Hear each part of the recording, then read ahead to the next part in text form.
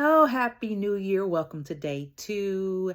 Good morning, good evening, good afternoon. Whenever you're watching this video, I wanted to do it live on Facebook, but Facebook just won't let me be great. So I'm going to do a workaround. I'm going to do this video. So hopefully I won't be long. If you have not went over to my podcast on iHeart, Audible, Amazon, Apple, Spotify. I just did an episode yesterday of Rise, Rebuild, and Renew. And I lay out my plan in 5 categories. So if you want to listen to that, go over and listen to that episode.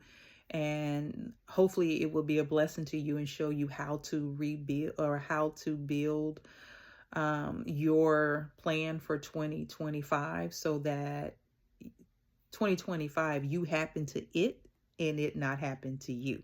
Okay, because you got to write the vision and make it plain. So I'm hoping that that podcast blesses you, but I want to jump in and tell you where I got that from. So I got my notes up. In the book of Nehemiah, he meets with his brother, and his brother came from Judah with some men, and Nehemiah decided he would ask them some questions about what's going on back home. And this is what they said to him in verse 3. I want to read this for you. It says, "Those who survived the exile are back in the province are in great trouble and disgrace.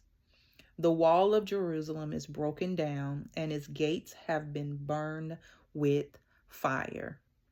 Verse 4, when I, meaning Nehemiah, heard this, he sat down and wept.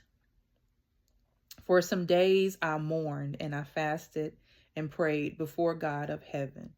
And then verse 5 on down to about 11, you hear his prayer, which is a powerful prayer. I've been praying that prayer. So when you get a chance, look up Nehemiah, and definitely if you want to know how to pray, that's a good prayer laid out for you. So I want to talk about how a lot of people say they don't know what their purpose is. I wrote a book, Living a Fit Faith and Purposeful Life for Women Over 40, and I talk about how people know their purpose, they're just not attracted to it, right? For example, I know God gave me a vision over 20 something years ago. I was in my vision. It was, this was so clear, crystal clear. I'm having a vision. I'm sitting in the car and I have this vision of me sitting or standing on a stage speaking to women. Now, in the vision, I could feel the weight. I can feel the burden. I could feel the impact of what this assignment would have if I would have took it on over 20 some years ago. So when I came out the vision, I clearly said, God, nope, not going to do it. And here's why. So when I say people know their vision, they're just not attracted to it. Here was my reasons. One, I knew that level of doing that would require me to be transparent. And at that point in my life, over 20 some years ago, I was the last person wanting people in my business. Number 2 is growing up in church. I saw people living double lives. So they will be one way in the pulpit and there will be another way outside of it. And I know that if I was going to take on an assignment like that I was not going to play with God, nor was I going to play with his daughters. So I knew I was out doing my thing and I wasn't ready to give up doing my thing. Okay. So I didn't want to live a double life and I was not going to play with God or an assignment that weighty. So fast forward to 20 years later, God prepared me. He tore back some things. He grew me up in some things. I gained experience. I gained wisdom enough to now say, God, I get it. And I know what Nehemiah feels when you begin to weep because I believe in dealing with the whole woman and not just a part of her, right?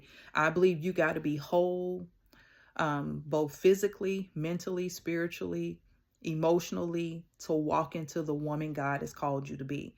Because if you're lacking in any one of those areas, you're unstable and you're not really walking in the full capacity of what you could possibly be. right? So that's what, when I say I'm the total wellness coach, I mean, I'm dealing with the whole part of the woman. I just don't want to deal with a portion of her. I really want to come after everything that you're going through and be in a safe place for you to grow, create a plan, and walk this thing out and be your accountability along the way. That's what I believe.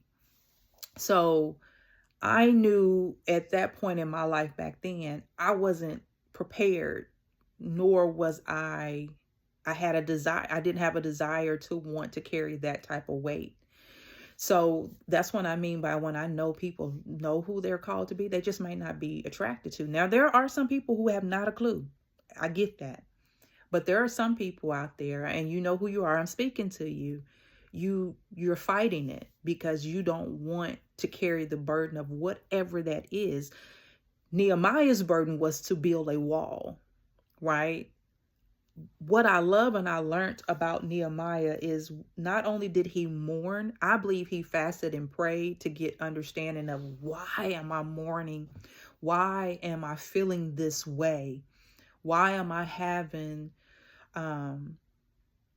a desire to want to help build this wall that will be a protection around your children? God helped me to understand that. I believe he began to seek God. Like I had to seek God to get, I'm telling you, people don't understand the level of warfare you go through whenever you say yes to God, the testing whenever you say yes to God, but the reward is so, so, so fulfilling. It is worth everything that you had to go through, because everything that I went through over the years, because it took 20 years, over 20 years before I completely surrendered and said yes.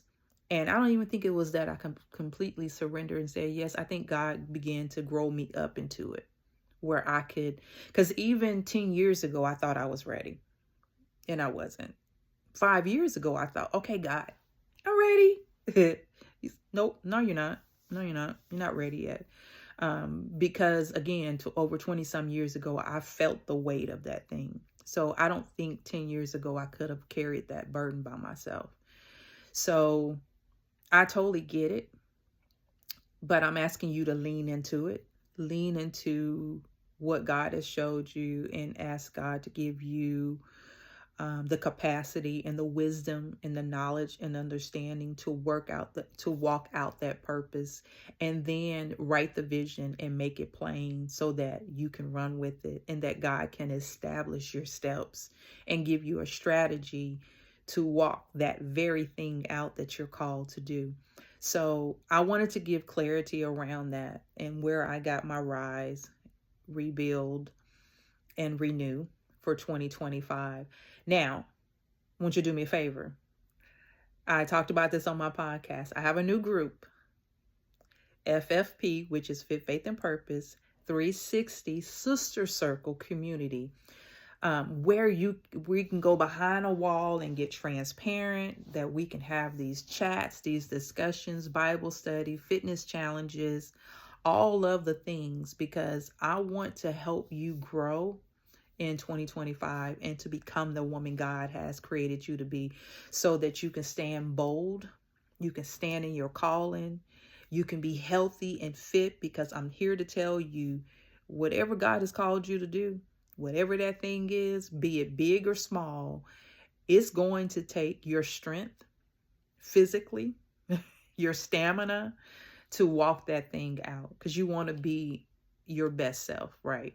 So go over and listen to the podcast, that episode, so that you can hear me give you your tips to build out. But if you get behind the wall, which is 100% free, it don't cost you nothing to come into the community.